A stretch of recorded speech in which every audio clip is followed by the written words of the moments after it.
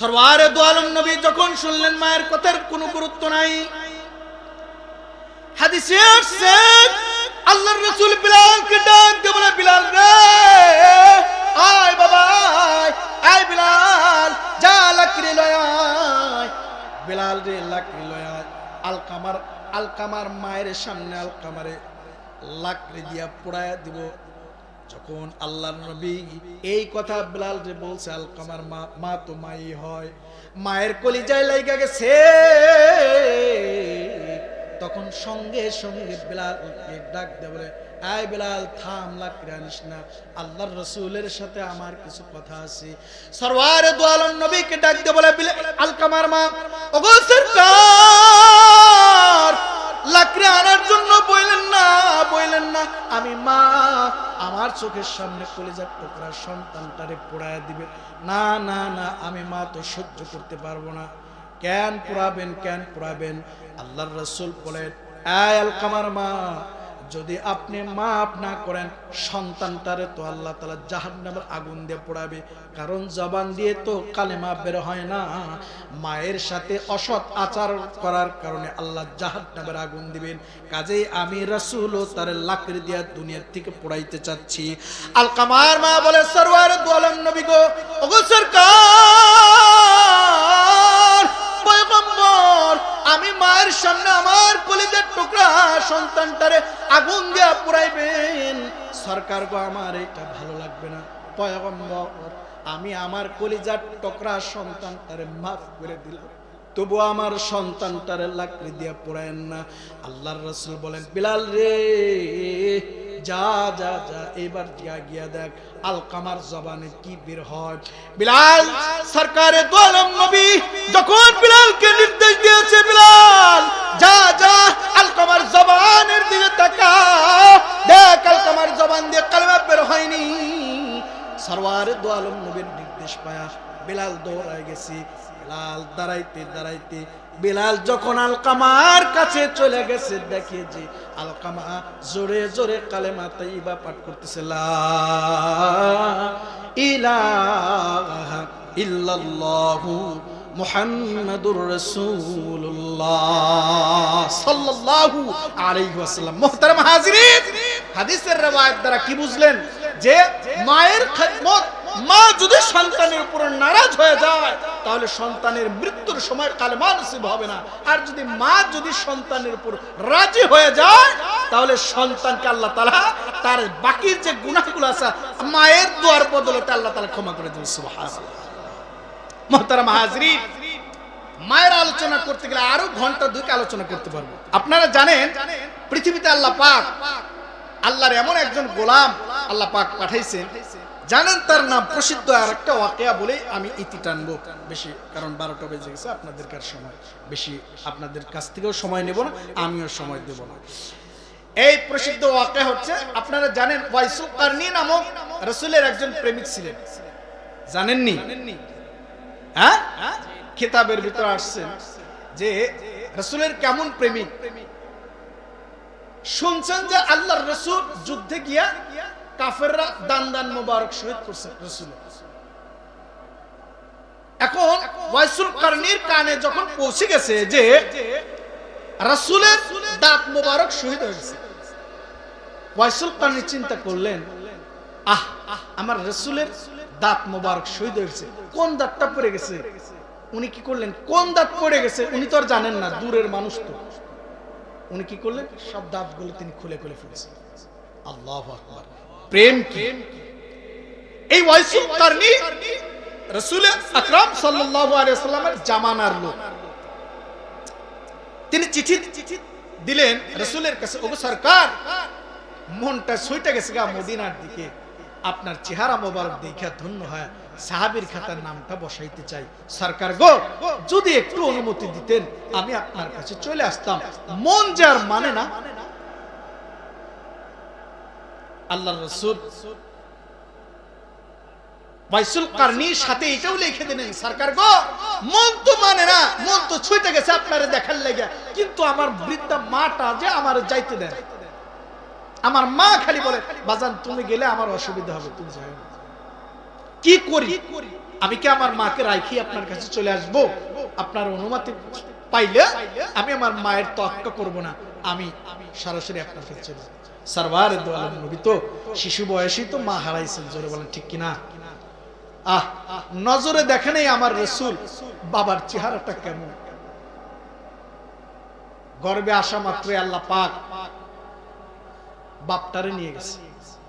সরওয়ার দো আলম নবীর বাবা হারা, দুনিয়ার মুখ দেখেন নাই বাবা, দুনিয়ার মুখ দেখছেন, আলো দেখছেন, বাতাস। ডাক রব বলেন, গোলাম রে আমি কি শুধু তোর কাছে বেশি হয়ে গেলাম? সারাটা দিন একটা বারো কি সময় পাস না আমি আল্লাহ আল্লাহ বলে একটু ডাক দেওয়া?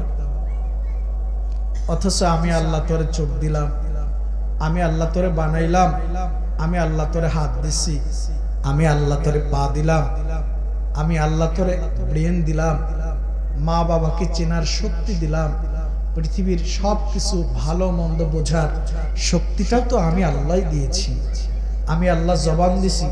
দেখোস না সমাজে কতজনকে আমি আল্লাহ কথা বলার শক্তি দেই নাই? সে তার মাকে মা বইলা ডাকতে পারে না, চোখের পানি ফেলে। সে তার বাবাকে বাবা বইলা ডাকতে পারে না, চোখের পানি ফেলে। তার কলিজা টুকরা সন্তানটারে ডাকতে পারে না, চোখের পানিটা ফেলে দেয়। সে তার কষ্টগুলো প্রকাশ করতে পারে না, সে চোখের পানি ঝর্ণার মতো ছড়ায়। তার প্রকাশ করার মতো ক্ষমতা আমি আল্লাহ দেই নাই। গোলাম তরে তো দিছি, দেখ তরে দুইটা চোখ দিছি, কত সুন্দর, তাম পৃথিবীর সবকিছু তুই দেখতে পারোস। আমি আল্লাহ তরে জবান দিছি, সারাটা দিন মা মা করে ডাকোস, বাবা বাবা করে ডাকোস, সন্তানটারে কলিজা দিয়া ভালোবাসা ডাকোস, মোহাব্বত দিয়া ডাকোস। আমি গোলাম কি তোর জবানে একটা বারো কি আমার নামটা উচ্চারণ হয় না? আমি আল্লাহ কি তোর কাছে বেশি হয়ে গেলাম? আমি রব কি তোর কাছে বেশি হইলাম? অথচ তোরে কত আদর করিয়া পৃথিবীর সব মানুষ তোরে ভুইলা যাইতে পারে, আমি মালিক তো তোরে ভুইলা যাই। কই আমি রব তো তোর খানা বন্ধ করি নাই, অথচ তুই আমার ডাকস না, তুই আমার ডাকস না। আমি রব তো তোর খানা বন্ধ করে দেই নাই, আমি রব তো তোর জবান বন্ধ করে দেই নাই, আমি রব তো তোর জবানের দিকে তাকায় আছি। কখন জানি আমার গোলাম আল্লাহ বলে একটা চিৎকার দেয়, আমি রব তোর জবানের দিকে মৃত্যুর আগ মুহূর্ত পর্যন্ত আমি রব তোর জবানের দিকে তাকায় থাকবো, দেখি আমার গোলাম আমার কখন আল্লাহ বলে ডাক দেয়। সুবহানাল্লাহ। মুহতারাম হাজিরিন, এজন্য আল্লাহকে বেশি ডাকলে আল্লাহ খুশি হয়। আর আল্লাহকে যে গোলাম ডাকে না, স্বাভাবিকভাবে রব তার উপরে নারাজ হয়ে যায়। ডাকবেন তো বেশি আল্লাহকে, বলেন না ভাই, ডাকবেন তো ইনশাআল্লাহ। আর জোরে বলেন, ডাকবেন তো ইনশাআল্লাহ। আসুন, সময় তো কম, বেশি আলোচনাও আপনাদের সামনে করা যাবে না। 11টা 2 বেজে গেছে, 1 ঘন্টা সময় হয়তো আপনাদেরকে কষ্ট দেবে। সরাসরি আমি সূরা লোকমানে যাব, সূরা লোকমান থেকে আপনাদেরকে আলোচনা করে শোনাবো। তার আগে বলি, এই সূরা লোকমান আল্লাহ পাক হাবিবে কিবরিয়া মুহাম্মদুর রাসূলুল্লাহর উপরে আল্লাহ সূরা লোকমান কেন নাযিল করলেন? শানে নজুল আগে জানেন, কিছু একটু ধারণা দেই, তারপরে ভিতরে চলে যাই। সূরা লোকমান, এই সূরার নামকরণ সূরা লোকমান কেন রাখা হইল? শুধু কি লোকমান হাকিমের কথাই কি এই সূরায় আছে? না, অন্য আলোচনাও আছে, কিন্তু আল্লাহ পাক এই সূরার নাম সূরা লোকমান কেন রাখলেন? এই রাখার পিছনে কারণ হইল লোকমান হাকিমের কিছু চমৎকার কথা এই সূরার ভিতরে আছে, যার কারণে সূরা লোকমান করে নাম রাখা হয়েছে। সুবহানাল্লাহ বলবেন। এই সূরা নাজিল করার পিছনে কারণ কি? সূরা লোকমান নাজিল করার পিছনে কারণ হইল ইহুদিদের কাছে লোকমান হাকিমের কথাগুলো বড় চমৎকার লাগতো। তার যে নসিহাগুলো ইহুদিদের কাছে খুব ভালো লাগতো। তাই তারা কোনো মানুষের সামনে যদি কোনো কথা বলতে চাইতো, কাউকে যদি চমৎকার চমৎকার উপদেশ বাণী শোনাইতে চাইতো, ইহুদিরা লোকমান হাকিমের কথাগুলো কাব্য আকারে মানুষের সামনে পেশ করত, আর মানুষ খুব মজা নিয়ে শুনত। এবং কি মক্কার কাফেররাও যদি ইহুদিদের কাছে পরামর্শ চাইতো, কোন বিষয় জানতে চাইতো, তখন লোকমান হাকিমের কথাগুলো চমৎকার ভাবে তাদের সামনে কাব্য আকারে পেশ করত। এখন মুসলমানদের কাছেও এটা একটা মজাদার মনে হইল, হায় হায় হায় হায় কত সুন্দর কথা, আমরাও যদি একটু শুনতে পাইতাম ইহুদিদের কাছ থেকে, দেখি কি করা যায়। অথচ আল্লাহ পাক তো নবী দিয়েছেন মুসলিমদের জন্য, নবী আল্লাহ পাঠাইছেন, নবীর কাছে শোনা বাদ দিয়ে ইহুদিদের কাছে শুনবেন, আল্লাহ কি এটা চাবেন? আল্লাহ পাক কি করলেন? মুসলিমদেরকেও লোকমান হাকিমের চমৎকার কথাগুলো শোনানোর জন্য আল্লাহ পাক সূরা লোকমানের কিছু আয়াত আল্লাহ পাক নাজিল করছেন। সুবহানাল্লাহ। এখন লোকমান হাকিম কি কি চমৎকার কথা বলছেন। হযরত কখন কোন কথা বের হয়ে যায়, এলোমেলো হয়ে গেলে মুশকিল। তো লোকমান হাকিম কি কি বলছে, আল্লাহর কাছে এত প্রিয় কেন এই কথাগুলো, আসুন একটু পড়ে নিই। বিসমিল্লাহির রহমানির রহিম। وَإِذْ قَالَ لُقْمَانُ لِابْنِهِ وَهُوَ يَعِظُهُ يَا بُنَيَّ لَا تُشْرِكْ بِاللَّهِ। আল্লাহ তাআলা সূরা লোকমানের লোকমান হাকিমের কথাগুলো রবের কাছে এত মজা যে হাজার হাজার বছর পূর্বে লোকমান হাকিমের কথাগুলো মুহাম্মাদুর রাসূলুল্লাহর উপরে আয়াতে কারিমা নাজিল করে আল্লাহ বলেন যে ওয়াইদ ক্বালা লুকমানু, হে নবী স্মরণ করেন ওই সময়ের কথা যখন ক্বালা লুকমানু লিবনিহি, যখন লোকমান তার সন্তানকে কাছে ডাইকা ওয়াজ করতেছেন, নসিহত করতে, ওয়া হুয়া ইয়াইদু, উপদেশ দিতেছেন। কি উপদেশগুলো? লা ইয়া বুনাইয়া লা তুশরিক বিল্লাহ। এই কথাটাই আল্লাহর কাছে চমৎকার। সুবহানাল্লাহ বলেন। পৃথিবীতে যত কথা আছে রবের কাছে এই কথাটাই চমৎকার। সুবহানাল্লাহ। আল্লাহ তাআলা নবী আদম নবী থেকে নিয়ে মুহাম্মদুর রাসূলুল্লাহ পর্যন্ত যত নবী আল্লাহ পাঠাইছেন, সব নবীগুলোর জবানের ভিতরে আল্লাহ তাআলা এই কথাটাই উচ্চারণ করে দিয়েছেন, লা ইলাহা ইল্লাল্লাহ। জোরে বলেন না ভাই, লা ইলাহা ইল্লাল্লাহ। এত চমৎকার কথা যে ইয়া বুনাইয়া লা তুশরিক বিল্লাহ, এই সন্তান আল্লাহর সাথে কাউরে শরীক করিও না। অর্থাৎ লা ইলাহা ইল্লাল্লাহ, আল্লাহ ছাড়া আর কোনো কে নাই। জোরে বলেন, আল্লাহ ছাড়া আর কে নাই। বয়ানে ঢুকতেছি, একটু সবর করেন, উঠাউঠি করেন না। কোরআনের কথা তো, কোরআনের আদব রক্ষা করেন, এতেও আল্লাহ পাক সওয়াব দিবেন। সুবহানাল্লাহ। হতে পারে এই কোরআনের আদব রক্ষার কারণে আল্লাহ পাক হাসরের মাঠে এই ওসিলায় আপনাকে জান্নাত দিতে পারেন। সুবহানাল্লাহ বলেন।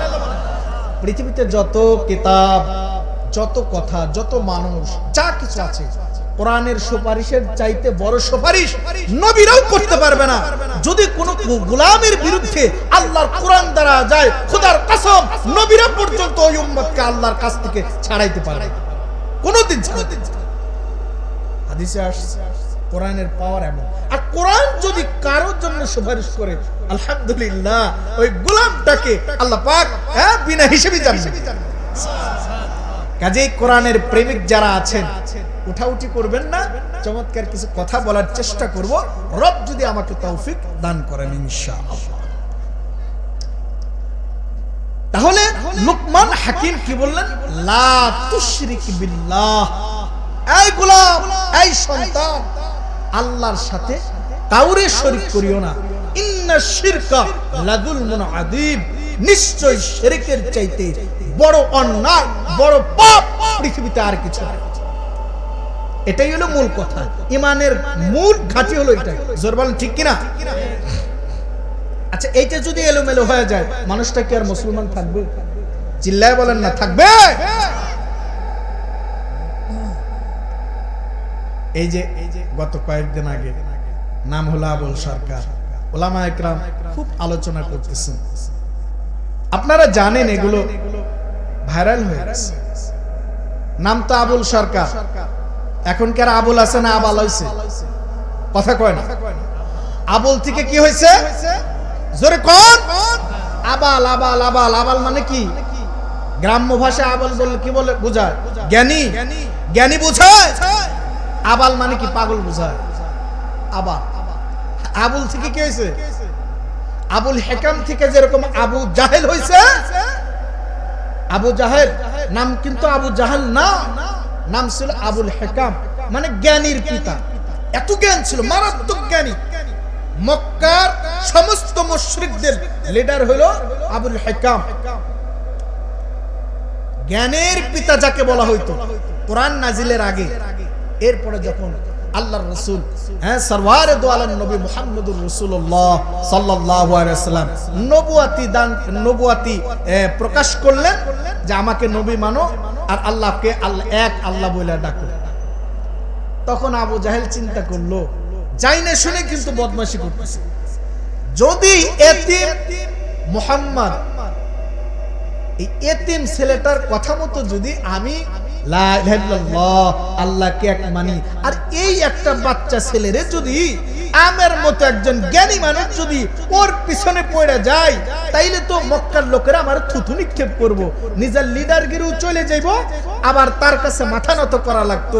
একটা এতিম ছেলের কাছে কেমনে মাথা নত করি, যাই না বুঝা। এরপরে পিছু টান দিয়ে বলল, মুহাম্মদ পাগল। নাউজুবিল্লাহ বলেন। আল্লাহ পাকও বললেন, দাঁড়া, তোর আবুল হিকাম থেকে এক লাফ দিয়ে আল্লাহ তাআলা বলে দেন ও আবুল হিকাম আর নাই, বরং আবু জাহেল হয়। মূর্খের কি হয়েছে ভাই? বলেন না কি হয়েছে? মূর্খের দেখছেন নি আপ ডাউন আল্লাহ কত করা দিছে। আবুল হিকাম থেকে নিয়ে আবু জাহেল বানায় দিছে। ঠিক তেমনি ভাবেই আবুল সরকার এই বদমাশ কুলাঙ্গার আমার আল্লাহকে নিয়ে কথা বলে, আমার রাসূলকে নিয়ে কথা বলার কারণে এখন তাকে আর আবুল সরকার বলা হয় না, এখন তাকে বলা হয় আবাল সরকার। কি বলা হয়? আবাল সরকার। তো যা হোক, মূল কথা হইল লা ইলাহা ইল্লাল্লাহ। এটা যদি আবর ডাবর হয়ে যায়, এদিক সেদিক হয়ে যায়, লোকটার মুমিন থাকে না, মুসলমান থাকে না, তখন মুরতাদ হয়ে যায়, বেঈমান হয়ে যায়, কাফের হয়ে যায়। এই লোকটা চিরন্তন জাহান্নামী হয়ে যায় যদি সে তওবা না। এজন্যই দেখেন আল্লাহ পাক এজন্য সমস্ত কাজের শুরুতে আল্লাহ পাক যেই কথাগুলো বারবার তুলে ধরছেন, লুকমান হাকিমও ছেলেকে উপদেশ দিতে গিয়া শুরুতে একটা মেন পয়েন্ট যেটা এটা তুলে ধরছেন, ইয়া বুনাইয়া লা তুশরিক বিল্লাহ, আই সন্তান আল্লাহর সাথে কাউরে শরীক করিও না, ইন্নাশ শিরকা লাযুলমুন আযীম, নিশ্চয় শিরকের চাইতে বড় অন্যায় পৃথিবীতে আর নাই। মাইরে দিছে। এরপরে লুকমান হাকিম কি বলে? রব বলেন, ওয়াসাইনাল ইনসানা বিওয়ালিদাইহি, ওয়াসাইনাল ইনসানা বিওয়ালিদাইহি حملته أمه وهنا على وهن وفصاله في عامين أن اشكر لي ولوالديك إلي المصير. الله أكبر. আল্লাহর হক আল্লাহ বয়ান করছেন। বয়ান করার পরে আল্লাহর হকের পরে আল্লাহ তাআলা মা বাবার কথা তুলে ধরছেন। সুবহানাল্লাহ, সুবহানাল্লাহ। আল্লাহর কি মায়া, কি দয়া। হ্যাঁ, আল্লাহ আল্লাহ পাক তুলে ধরছেন, ওয়াসাইনাল ইনসানা বিওয়ালিদাই, আমি মানুষদেরকে নির্দেশ দিয়েছি বিওয়ালিদাই, তার আব্বা আম্মার সাথে যেন ভালো আচরণ করে, এটার জন্য আমি জোর নির্দেশ দিয়েছি ইনসান মানুষদেরকে। কাদেরকে? ওয়াসাইনাল ইনসানা বিওয়ালিদাই। কারণ তো আছে, কারণ আছে না নাই? কথা কয় না, কারণ আছে না নাই? আল্লাহ কি কারণ ছাড়া এমনি নির্দেশ দিয়েছেন যে আমার গোলামি করার পরে তোর মা বাবার সাথে ভালো আচরণ কর, তোর মা বাবার সেবা শুশ্রূষা কর? আল্লাহ পাক এমনি এমনি দেয় নাই। কেন? আল্লাহ তাআলা কোরআনেই তুলে ধরছেন এটা কি, হামালাতু উম্মুহ, কেন তুমি তোমার মায়ের লগে ভালো আচরণ করবা? আল্লাহ তাআলা তুলে ধরছেন হামালাতুহু উম্মু, ওই তার মা তাকে গর্ভে ধারণ করেছেন। গর্ভে ধারণ করা বুঝি এটা সহজ হয় না, না। বাচ্চা, একটা বাচ্চাকে পেটের ভেতরে নিয়ে ঘোরা বড় কষ্টকর। কেমন কষ্ট হইতে পারে? আল্লাহ পাক বলেন ওয়াহনান আলা ওয়াহনিন, কষ্টের পরে কষ্ট করে এই বাচ্চাটাকে মা গর্ভে ধারণ করে। সুবহানাল্লাহ। এই জন্য দেখছেন কষ্টের কথা আল্লাহ তুলে ধরছেন। ওয়াফিসালুহু ফি আমাইন, দুধ ছাড়াইতে 2 বছর লাগা যায়। একদিন নয়, 2 দিন নয়, 1 মাস নয়, 2 মাস নয়, 2 বছর লেগে যায় দুধ ছাড়াইতে। আল্লাহ পাক মায়ের কষ্টের কথাগুলো আল্লাহ তুলে ধরে বলেন। এরপরে আল্লাহ তাআলা বলেন যে 2 বছর লেগে যায় দুধ ছাড়াইতে। আনিশকুরলি, অতএব আমি মানুষদেরকে নির্দেশ দিয়েছি, হাকিমকে, আনিশকুরলি, আমার শুকরিয়া আদায় করো, ওয়ালি ওয়ালিদাইক, এবং সাথে সাথে তোমার মা বাবার প্রতি কৃতজ্ঞ হয়ে যাও। ইলাইয়াল মাসির, আল্লাহ তাআলা আবার সাবধান করে বলছেন ইলাইয়াল মাসির, কয় ভালো করস মন্দ করস যেটাই করস ইলাইয়াল মাসির, আমার কাছেই কিন্তু আসতে হবে, পরিণাম কিন্তু তোরে ভোগ করতে হবে। আল্লাহ তাআলা কিন্তু এটা ইঙ্গিত দিয়ে দিয়েছেন যে ভালো করো মন্দ করো, এত কষ্টের পরেও যদি আমার এবং তোমার মা বাবার প্রতি কৃতজ্ঞ না হও, ইলাইয়াল মাসির, কই যাইবা? আমার দিকেই আসতে হবে। তখন কিন্তু বুঝায় দিই, তখন কি করুম? কথা কয় না। আরে একজনকে আপনি ভয় দেখাইলেন,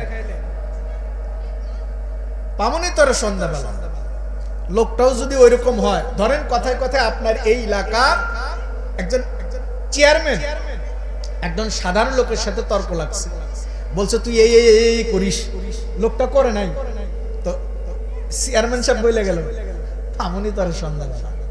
আচ্ছা, এই যে সন্ধ্যাবেলা পামনি বা তোর আমার কাছে আসতেই হবে, মনে রাখিস শেষবেলা কিন্তু আমার কাছেই আসতে হবে।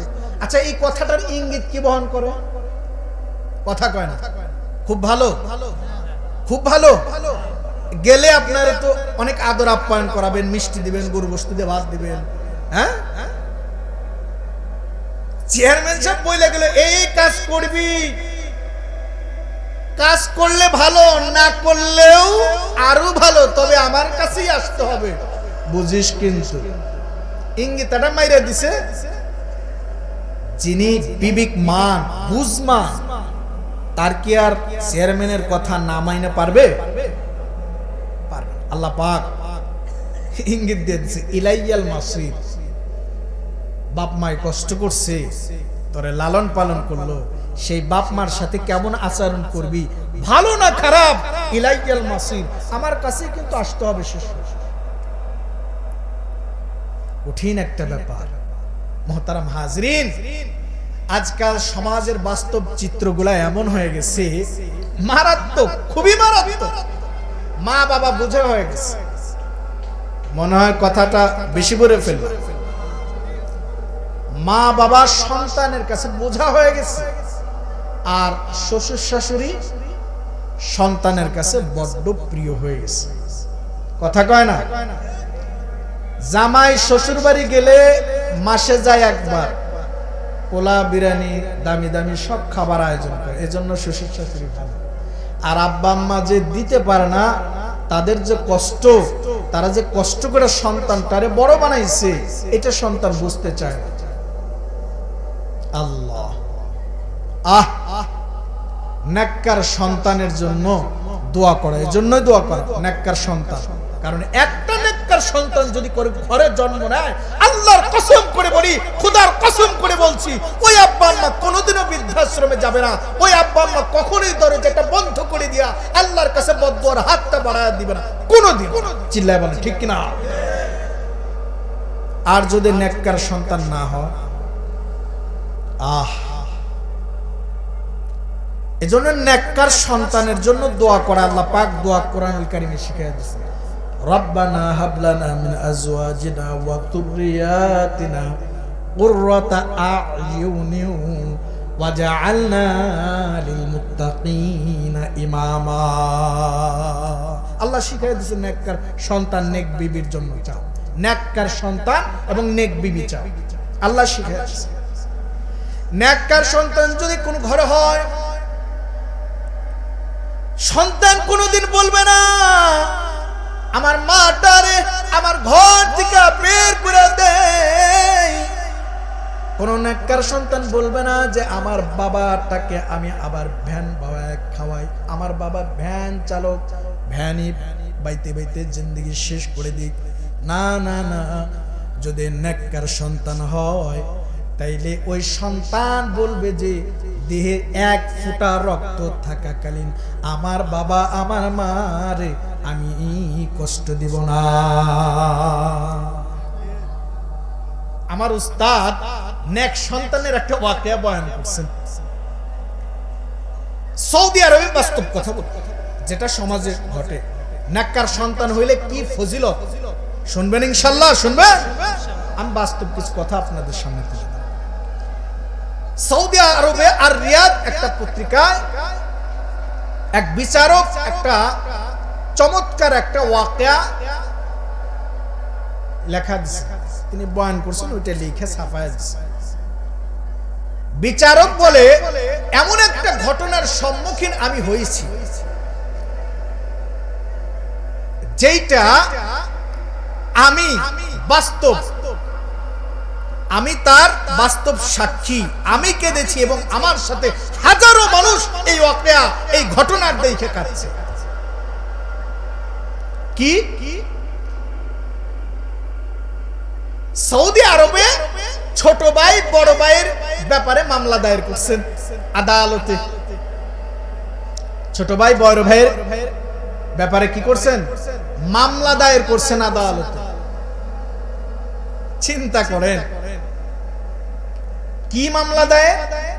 ছোট ভাই আদালতে মামলা দায়ের করছেন, লেখছেন যে মহামান্য আদালত, আমার বড় ভাইয়ের বিরুদ্ধে আমার মামলা এটাই, আমার বড় ভাই আমার মায়ের খেদমত কইরা তার জান্নাতটাকে সোজা করে ফেলতেছে।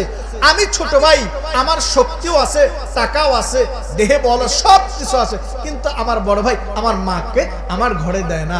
আমি আমার জান্নাতটা আমার মায়ের খেদমত করে সোজা করতে পারতেছি না। আপনি মহামান্য আদালত, আমার আপনার কাছে আমার বড় ভাইয়ের ব্যাপারে মামলা দায়ের করলাম, আমার বড় ভাই যেন আমার মাটারে আমার ঘরে পাঠায় দেয়। সুবহানাল্লাহ বলবেন না? এটা হলো মামলা লেখা, এটা মামলা দায়ের করছে ছোট ভাই বড় ভাইয়ের বিরুদ্ধে। এই বলেন না, দুনিয়া পাওয়ার মামলা না আখিরাত পাওয়ার মামলা? চিল্লায় বলতে হবে। এখন আলোচনায় আমি ঢুকতেছি। ছোট ভাই মামলা দায়ের করছে বড় ভাইয়ের বিরুদ্ধে, আখিরাত পাওয়ার আশায় না দুনিয়ার পাওয়ার আশায়? আখিরাত পাওয়ার আশা। মহামান্য আদালত এই মামলা শুনানি দিন ধার্য করছে একদিন। তো বড় ভাই ছোট ভাই এবং এই মামলার কারণে তার বৃদ্ধা মাটাকেও আদালতে ডাকছে, গেছেন। মহামান্য আদালত ছোট ভাইরে ডাক দেয়া বলে, এই কোন ছোট ভাইকে বড় ভাইয়ের বিরুদ্ধে মামলা দায়ের করতে পারে? তুমি কেন করছো?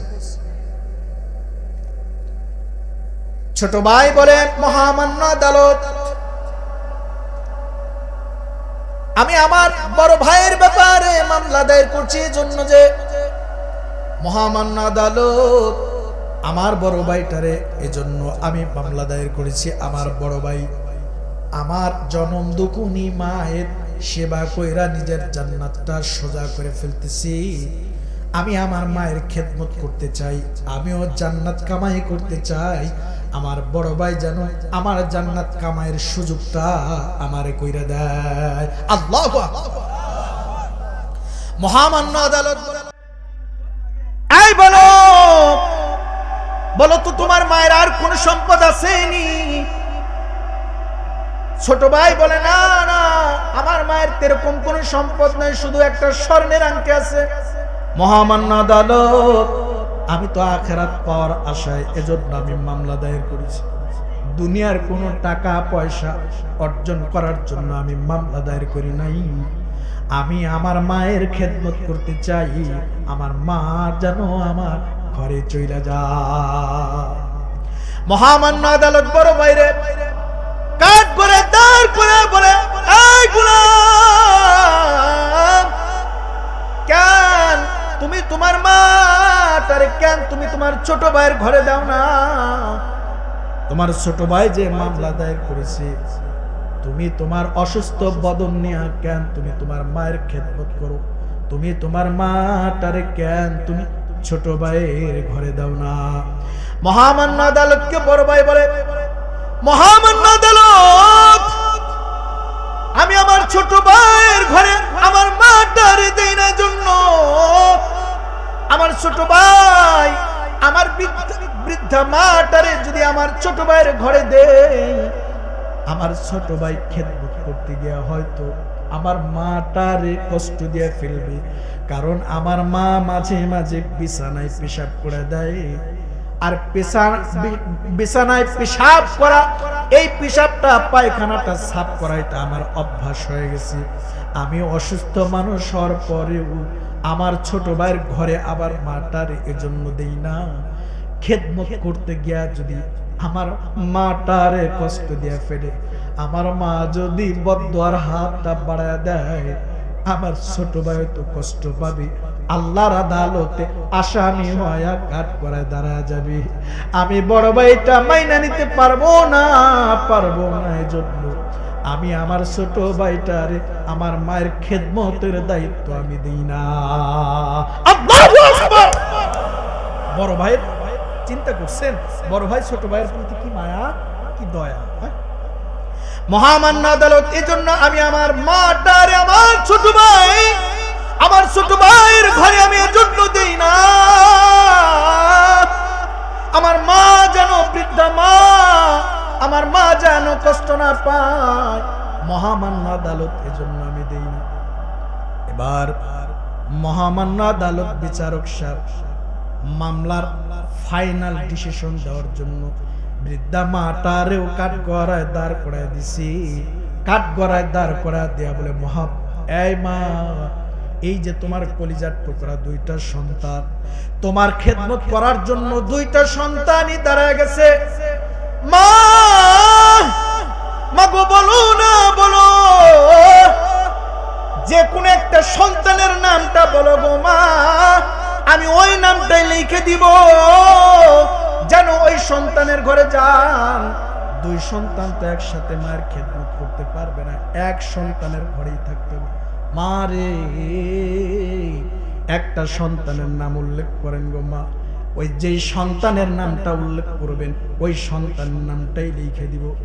ছোট ভাইয়ের দিকে যখন মা নজর দিছে, ছোট সন্তানের দিকে মা যখন নজর দিছে, ছোট সন্তানের হাতটা বাড়িয়ে দিব, মা গো মা, এই কলিজার টুকরা সন্তানের নামটা মারে তুই বাদ দিস না। এতটা বছর হয়ে গেছে রে মা, তোর খেদমত করতে পারি না। মা রে,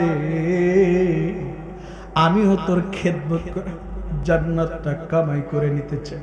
মা, আমার নামটা তুই উল্লেখ করে দে।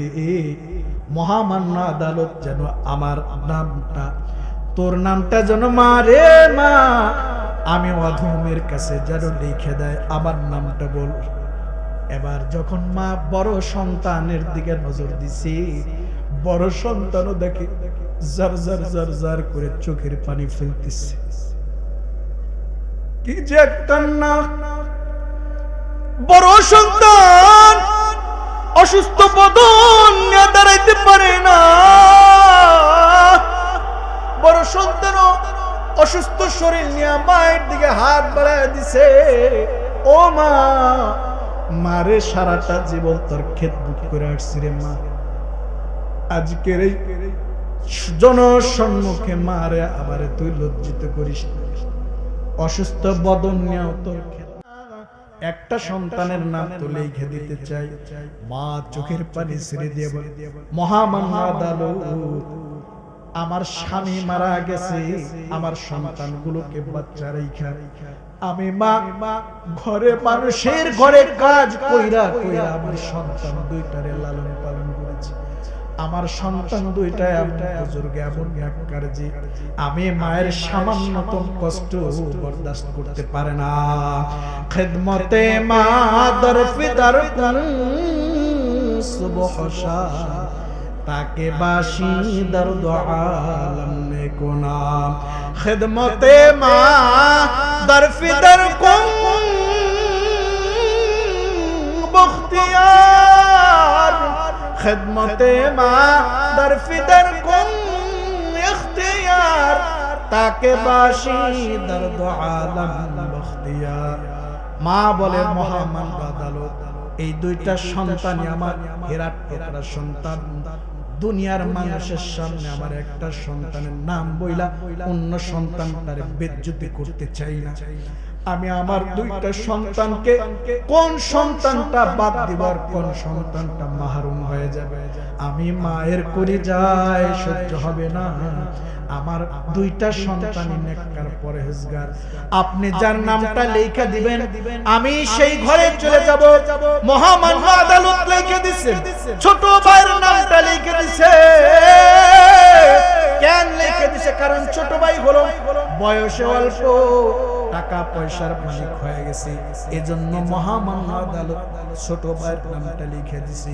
বিচারক সব বড় ভাইকে বলে, এই ছোট ভাই, তোমার বড় ভাই যদি তোমার ঘরে যদি তোমার মা আনতে যায়, ছোট তুমি কিন্তু তোমার বড় ভাইরে কোনোদিন নিষেধ করো না। তোমার বড় ভাইটারে, তোমার মাটারে কোলে করে তোমার বড় ভাইয়ের করে দিবা। মোহতারাম হাজিরিন, এমন নেককার সন্তান চাওয়ার জন্য তো রব্বে কারীম কোরআনুল কারীমের মধ্যে আল্লাহ তাআলা বলেন, রব্বানা হাব লানা মিন আজওয়াজিনা, রব্বানা হাব লানা মিন আজওয়াজিনা ওয়া যুররিয়াতিনা কুররাতা আ'য়ুনিন ওয়াজআলনা লিল মুত্তাকিনা ইমামা ওয়াজআলনা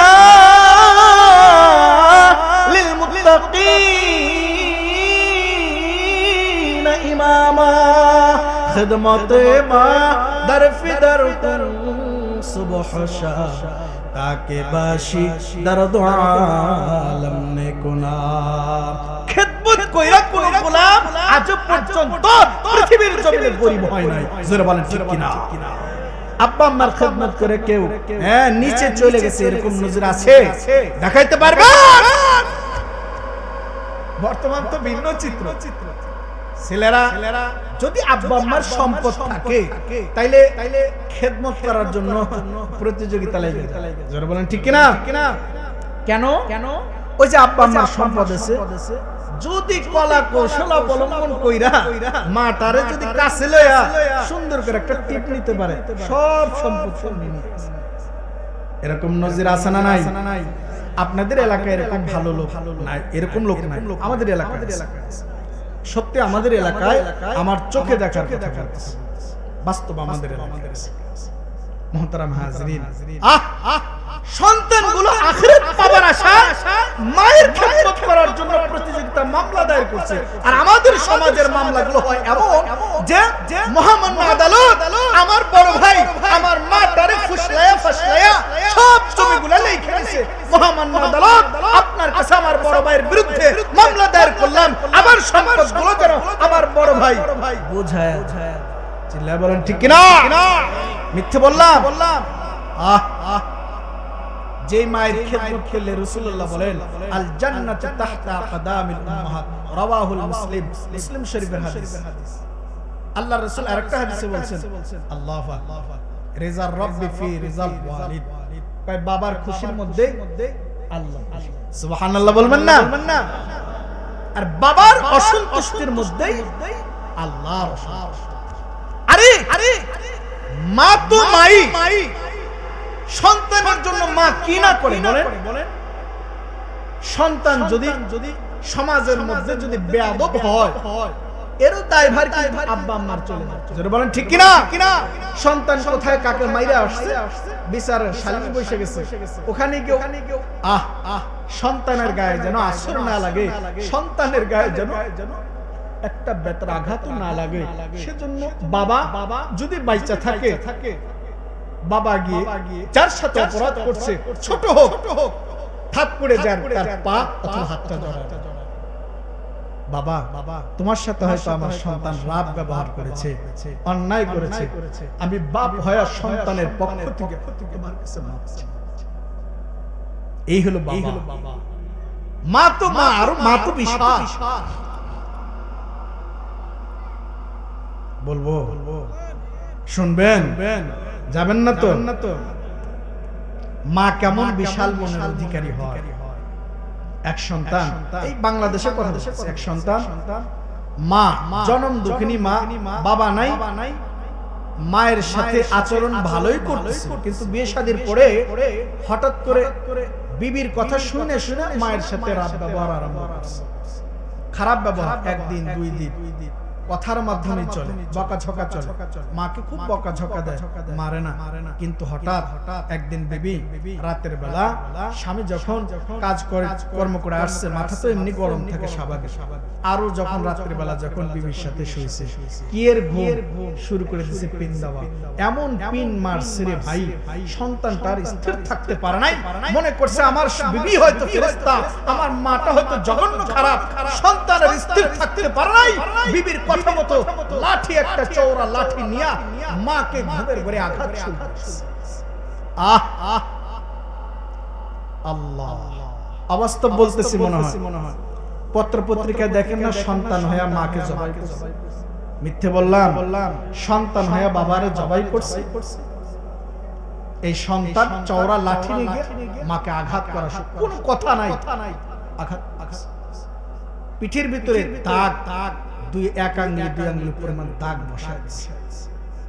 জনম দুঃখিনী মা তো ঘরের দরজাটা বন্ধ করে দিয়ে দুনিয়ার কারো মানুষের কাছে না বইলা আল্লাহর কাছে কাঁদতেছেন, রব তুমি তো দেখছো আমার সন্তানটারে, বাপ হারা সন্তানটারে কেমনে মানুষ করছে, নিজে না খায়া সন্তানের মুখে খাবারটা তুলে দিচ্ছে। পাড়া প্রতিবেশী কোনোদিন যদি একটা ভালো খাবার আমাকে আমি না খাই আমার সন্তানটারে খাওয়াইছি, রব দুনিয়ার মানুষ দেখুক আর না দেখুক, তুমি তো দেখছো। সেই সন্তান আজকে আমার পিঠের ভিতরে আঘাত করছে, আমার সন্তানের লাঠির আঘাতগুলো কেমন যেন আমার শরীর লাগে না, প্রত্যেকটা আঘাত যেন আমার পরিচয় লেগে যায়। সকালবেলা মা গ্রামের মাতবারদের কাছে বিচার দিচ্ছে, পিঠটা দেখাইছে, মাতবারদের মাথা গরম হয়ে গেছে, এত বড় বেয়াদব। এই মা তার কত কষ্ট করে লালন পালন করলো, অথচ মাকে মারছে না, এটা কঠিন বিচার হবে। গ্রামের সালিশ বসাইছেন, বহু মানুষ জড়ো হয়ে গেছে মায়ের, মা আর সন্তানের বিচার দেখার জন্য বহু মানুষ জড়ো হয়ে গেছে। তো মা বিচার চাইছেন মাতবারদের কাছে, কারণ পিঠ যখন দেখাইছে কারো মাথা তো ঠিক থাকতে পারে না, সন্তানটা ডাকছে, শত শত মানুষের মাঝখানে দাঁড় করায়া গ্রামের মাতব্বর মান্যগণ্য যারা আছেন তারা বললেন যে সন্তানটারে ও হয়তো 8 থেকে 10টা বাড়ি দিছে, এর বিনিময়ে সন্তানটারে 100টা বেত্রাঘাত করতে হবে, যদি মারা যায় এরপর তাকে 100 টাকা পূরণ করতে হবে। আর ওর মতো বেয়াদব দুনিয়ায় বেঁচে থাকার তার কোনো ন্যূনতম অধিকার নাই। যেই সন্তানকে একটা মা দিনের দিন মেহনত করে বড় করতে পারে, সেই সন্তান যদি তার মা পিঠে আঘাত করে, এই সন্তান বেঁচে থাকার কোনো অধিকার তার থাকে না। 100টা বেত্রাঘাত কি করে দিছে ফয়সালা হয়েছে। সেই মোটা একটা ব্যাট নিয়ে আসছে, পিঠটা জামাটা সরায়া শক্তিশালী একজন মানুষকে দিছে পিঠা। বেয়াদব ঠিক করতে হবে, একজনকে যেন ঠিক করে বাকি সবাই যেন এই বিচার থেকে শিক্ষা নিতে পারে। যারা বলেন ঠিক কিনা? সালিশের মাঝখান থেকে 100টি বেত্রাঘাত যখন মারার জন্য রেডি হয়ে গেছে, সন্তান আর মা জনম দুকুনি মাটা দাঁড়ায় আছে যে 100টি বেত্রাঘাত আমার কলিজার টুকরা সন্তানটারে করা হবে। জনম দুকুনি মা 100টি বেত্রাঘাত যখন সন্তানের জন্য যখন ফয়সালা হয়ে গেছে, জনম দুকুনি মা দাঁড়ায় আছে আর চোখ বেয়ে ঝর্ণার মতো পানি পড়তেছে। মা তো সহ্য করতে পারে না, কেন আমার সন্তানটারে 100টা বেত্রাঘাত করবে। কিন্তু মা কিছু বলে না, কারণ শত শত মানুষের মাঝে আজকে বিচার আয়োজন। মা তো নিষেধ করতে পারে না। সন্তানকে যখন জামাটা খুইলা যখন একটা বেত্রাঘাত দিছে, সন্তান লাফ দিয়ে দাঁড়িয়ে গেছে, মা মা বলে চিৎকার দিছে, কলিজায় লেগে গেছে মা। দ্বিতীয় বাড়িটা যখন আরম্ভ করবে, মা আর দেরি করে নাই রে ভাই। মা তো মাই হয়, মা তো মাই, মা মা মাটা দৌড়ে গিয়ে সন্তানটারে জড়ায় ধরছে আর বলে, আমার কলিজার সন্তানটারে আর মারিস না। আমার সন্তানের পিঠে আঘাত গুলো লাগে না রে, লাগে না। প্রত্যেকটা আঘাত যেন আমি মায়ের কলিজায় লেগে যায়। আমার সন্তানটারে আর মারিস না, আমি মা আমার সন্তানটারে মাফ করে দিলাম, আমি আমার সন্তানটারে মাফ করে দিলাম। আমার সন্তান ভালো থাক, আমি মাই আমার সন্তান থেকে চলে যাব। আহ মায়ের এক ফোঁটা দুধের দাম পৃথিবীর পুরো মানুষ দিতে পারে নাই। স্বয়ং মুহাম্মদুর রাসূলুল্লাহ বলে যে আমি আমার মায়ের জিন্দেগিতেও বিনিময় দিতে পারবো না। মায়ের এক ধার দুধের দাম কাটিয়া গায়ের চাম, মায়ের এক ধার দুধের দাম,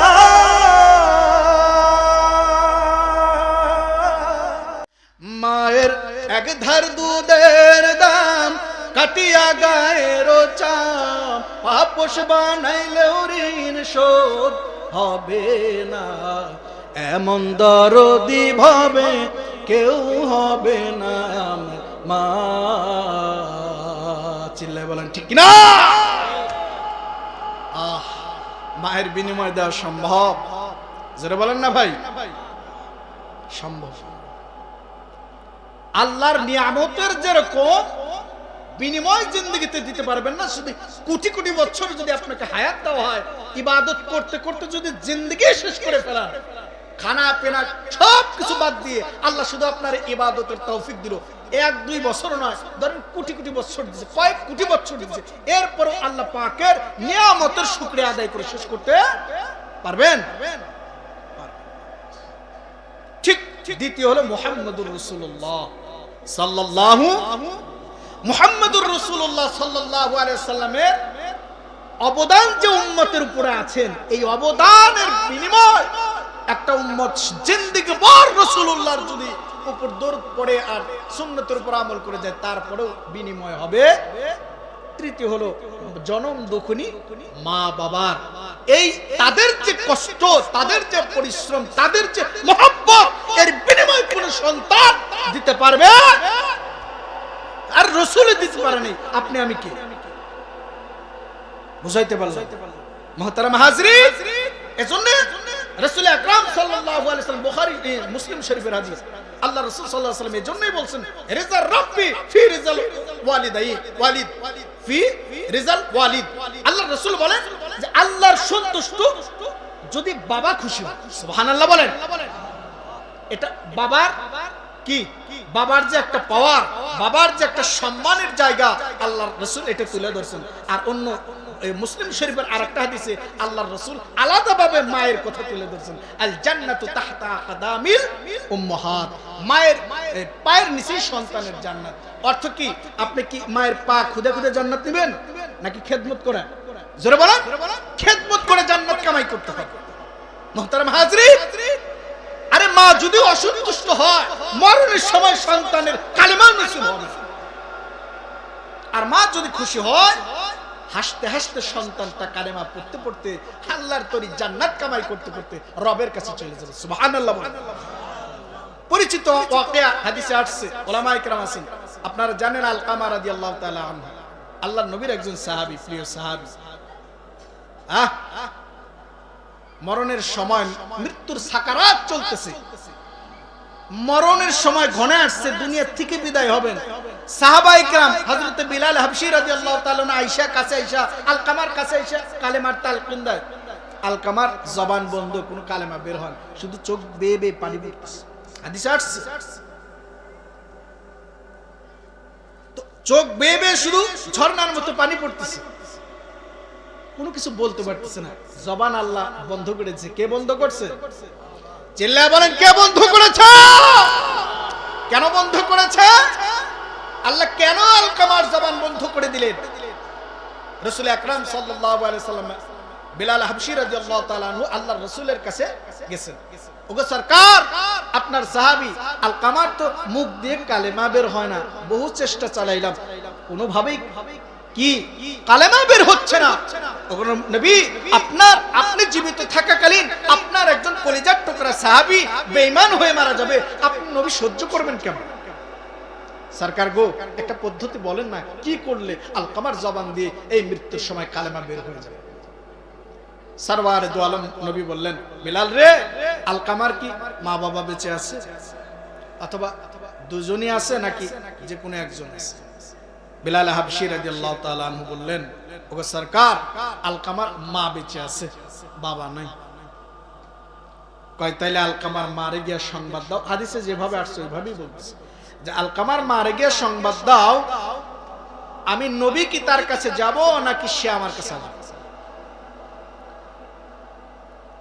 সরওয়ারে দু আলম নবীর সাহাবী বিলাল হাবশী রাদিয়াল্লাহু তাআলা আনহু আলকামার মায়ের কাছে চলে গেছে।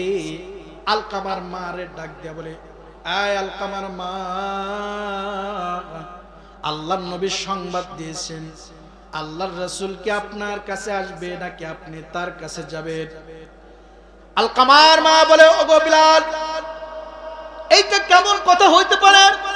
সরওয়ার দু আলম নবী মুহাম্মাদুর রাসূলুল্লাহ সাল্লাল্লাহু আলাইহি ওয়াসাল্লাম আমার কাছে আসবে?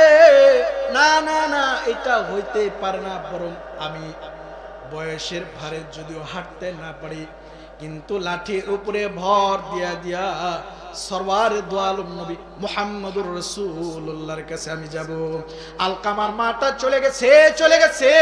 আল্লাহর রাসূলকে গিয়ে বলতেছেন, ওগো সরকার, আপনি আমার সংবাদ দিয়েছেন আমি আলকামার মা আপনার কাছে আসব। ওগো সরকার, বলেন না কেন আমারে আসার জন্য বললেন? আল্লাহর রাসূল বলেন, এই আলকামার মা, তোমার সন্তানটা তো মৃত্যুর সময় ঘনায় আসছে, কেন তার জবান দিয়ে কালেমা বের হয় না? কারণ তো একটা আছে। আলকামার মা রে, আলকামার মা, বলো তোমার আলকামা কেমন? আলকামার মা চোখের পানি ছেড়ে দিয়ে বলে, ওগো সরকার, আমার আলকামা খুব বুজুর্গ মানুষ, আমার আলকামা বড় আল্লাহ বলা মানুষ। সরকার গো, আমার আলকামার সব ঠিক আছে, কিন্তু সরওয়ারে দু আলম নবী বলেন, এই আলকামার মা, সব ঠিক থাকলে কেন সন্তানের জবান দিয়ে কালেমা বের হয় না? কিন্তু তো অবশ্যই আছে। আলকামার মা বলে, হুজুর গো, কিন্তু হলো এটাই যে আমার আলকামা বেশি বেশি আমার ছেলের বিবির কথা শুনতো, আমি মায়ের কথার কোনো গুরুত্ব দিত না। এটাই হলো কি সরওয়ারে দু আলম নবী যখন শুনলেন মায়ের কথার কোনো গুরুত্ব নাই, হাদিসে আসছে আল্লাহর রাসূল বিলালকে ডাক দিয়ে বলে, বিলাল রে, আয় বাবা, আয় বিলাল, যা লাকড়ি লয় আয়। বিলাল রে লাকড়ি লয় আয়। আলকামার মায়ের সামনে আলকামারে লাকড়ি দিয়া পোড়ায়া দিব। যখন আল্লাহর নবী এই কথা বিলাল রে বলছে, আলকামার মা তো মাই হয়, মায়ের কলিজায় লাইগা গেছে। তখন সঙ্গে সঙ্গে বিলালকে ডাক দিয়ে বলে, আয় বিলাল, থাম, লাকড়ি আনিস না, আল্লাহর রাসূলের সাথে আমার কিছু কথা আছে। সরওয়ারে দু আলম নবীকে ডাক দিয়ে বলে, আলকামার মা, ওগো সরকার, লাকড়ি আনার জন্য বললেন না, আমি মা, আমার চোখের সামনে কলিজার টুকরা সন্তানটারে পোড়ায় দিবে। না না না, আমি মা তো সহ্য করতে পারবো না। কেন পোড়াবেন? আল্লাহর রাসূল বলেন, আয় আলকামার মা, যদি আপনি মাফ না করেন, সন্তানটারে তো আল্লাহ তাআলা জাহান্নামের আগুন দিয়ে পোড়াবে। কারণ জবান দিয়ে তো কালেমা বের হয় না, মায়ের সাথে অসৎ আচার করার কারণে আল্লাহ জাহান্নামের আগুন দিবেন। কাজেই আমি রাসূলও তার লাকড়ি দিয়া দুনিয়ার থেকে পোড়াইতে চাচ্ছি। আলকামার মা বলে, সরওয়ারে দু আলম নবী গো, ওগো সরকার, পয়গম্বর, আমি মায়ের সামনে আমার কলিজার টুকরা সন্তানটারে আগুন দিয়া পুরাইবেন, সরকার গো, আমার এটা ভালো লাগবে না। পয়গম্বর, আমি আমার কলিজার টুকরা সন্তানটারে মাফ করে দিলাম, তবু আমার সন্তানটারে লাকড়ি দিয়া পোড়ায়েন না। আল্লাহর রাসূল বলেন, বিলাল রে, যা যা যা, এবার গিয়া দেখ আলকামার জবানে কি বের হয়। বিলাল, সরকারে দু আলম নবী যখন বিলালকে নির্দেশ দিয়েছে, বিলাল যা যা, আলকামার জবানের দিকে তাকা, দেখ আলকামার জবান দিয়ে কালেমা বের হয়নি। সরওয়ারে দু আলম নবীর নির্দেশ পায়া বিলাল দৌড়ায় গেছে। বিলাল দাঁড়াইতে বিলাল যখন আলকামার কাছে চলে গেছে, দেখে যে আলকামা জোরে জোরে কালেমা তাইয়্যিবা পাঠ করতেছে, লা ইলাহা ইল্লাল্লাহু মুহাম্মাদুর রাসূলুল্লাহ সাল্লাল্লাহু আলাইহি ওয়াসাল্লাম। মুহতারাম হাজিরিন, হাদিসের রওয়ায়াত দ্বারা কি বুঝলেন? যে মায়ের খেদমত, মা যদি সন্তানের উপর নারাজ হয়ে যায়, তাহলে সন্তানের মৃত্যুর সময় কালেমা নসিব হবে না।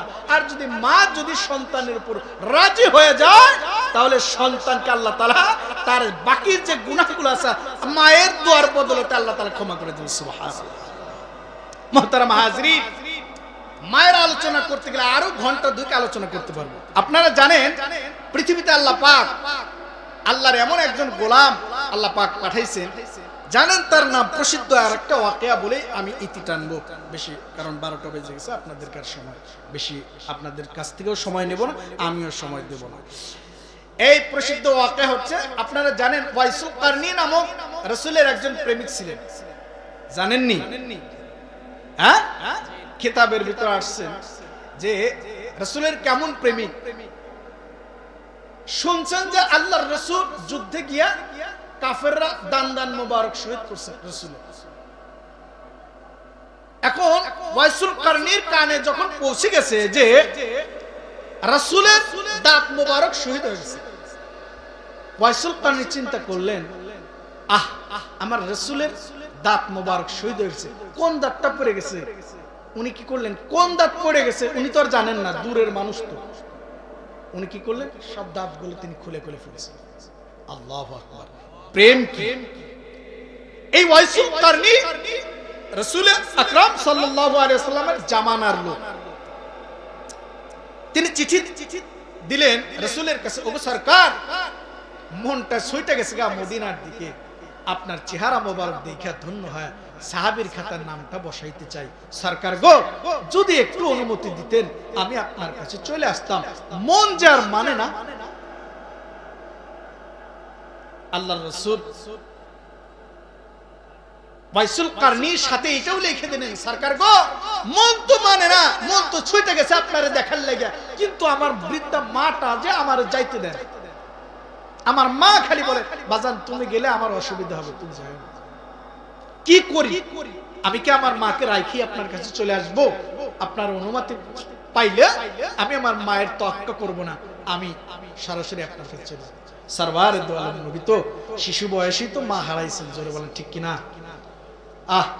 নজরে দেখে নেই আমার রাসূল বাবার চেহারাটা কেমন। গর্বে আসা মাত্রই আল্লাহ পাক বাপটারে নিয়ে গেছে। সরওয়ার দু আলম নবীর বাবা হারা, দুনিয়ার মুখ দেখেন নাই বাবা, দুনিয়ার মুখ দেখছেন, আলো দেখছেন, বাতাস কিছু দুনিয়ার মোটামুটি বুঝেন। 6 থেকে কোন মুফাসসির বলছেন 12 বছর বয়স, কেউ কেউ বলছেন 7 বছর বয়স, বিভিন্ন রাওয়াতে। যাও শিশুকাল, এক কথায় এই শিশুকালেও আল্লাহ পাক রাসূল আকরাম সাল্লাল্লাহু আলাইহি ওয়াসাল্লামের শেষ সম্বল মায়ের কোল আল্লাহ পাক খালি করে দিলেন। যেই দিন মায়ের সাথে চলতে গিয়া সরাসরি মাকে যখন মৃত্যুর কোলে ঢলে পড়তে দেখলেন, সরওয়ারে দু আলম নবী শিশুকাল তো, আল্লাহর নবী একবার আকাশের দিকে তাকায় আর একবার মায়ের দিকে তাকায়। রাসূল একবার আকাশের দিকে তাকায়, একবার মায়ের দিকে তাকায়। আমার নবীর চোখের পানিতে জমিন পর্যন্ত ভিজে গেছে। নবী আমার চিৎকার করে কাঁদতেছে, মা মা।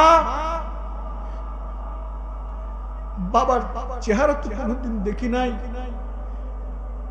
এই বয়সে আমাকেও ছাইরা তুমি চলে গেল, আমি কার কাছে যাব, আমি কার কাছে গিয়ে দাঁড়াবো? মা।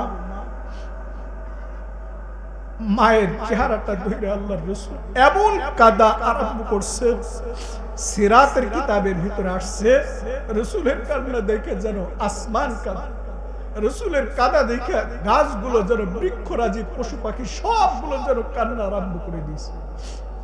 মুহাম্মদুর রাসূলুল্লাহ সাল্লাল্লাহু আলাইহি ওয়াসাল্লাম দুজাহানের বাদশা, দুজাহানের সরদার, রাহমাতুল লিল আলামিন, খাতামুন নবিয়্যিন, জগতের আলো, তার মা যখন তার ক্রন্দন দেখা কি আসমান জমিন ঠিক থাকতে পারে? জোরে বলেন পারে?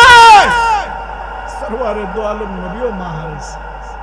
এজন্য আল্লাহর রাসূল তো মায়ের ব্যথাটা বুঝেন। সরকার দু আলম নবী চিঠির উত্তর দিয়ে দিলেন, ওয়াইস রে, আমার কাছে আসতে হবে না, তুই তোর জনম দুঃখিনী মায়ের খেদমত কর, দুনিয়াতে দেখা না হইলেও হাসরের মাঠে ঠিক তোর লগে আমার দেখা হবে। সুবহানাল্লাহ, সুবহানাল্লাহ। ওয়াইসুল কারনী চিঠির উত্তর পায়া রাসূলের কাছে আর খেদমত করতে গেলেন না, রাসূলের চেহারা মোবারক আর দেখতে গেলেন না, রয়ে গেলেন মায়ের খেদমত করা আরম্ভ করলেন। এক সময় মা চলে গেছে, এদিকে আল্লাহর নবীও চলে গেছেন। যাবার আগে সরওয়ার দু আলম নবী নিজের জুব্বা মোবারকটা যত্ন কইরা হযরতে ওমর ফারুক রাদিয়াল্লাহু তাআলা আনহুর হাতে ধরায় দিলেন। এই ওমর, এই লহ, এই জুব্বাটা আমার এক পাগল মদিনায় আসবে, আয়েশা তো আমি রাসূলকে পাবে না, আমি রাসূলকে তো দেখতে পারবে না। আমার রাসূল ওয়াইসুল কারনী আমাকে তো দেখার জন্য ব্যাকুল, শুধু মায়ের খেদমত করার কারণে আমি না করে দিয়েছি।